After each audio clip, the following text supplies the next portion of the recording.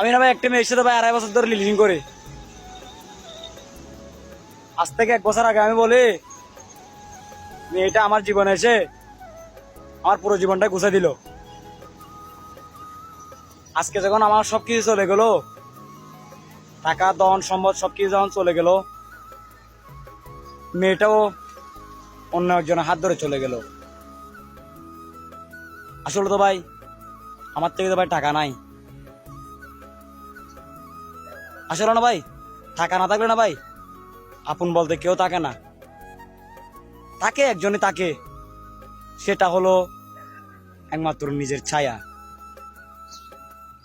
এটা সবসময় থাকবে।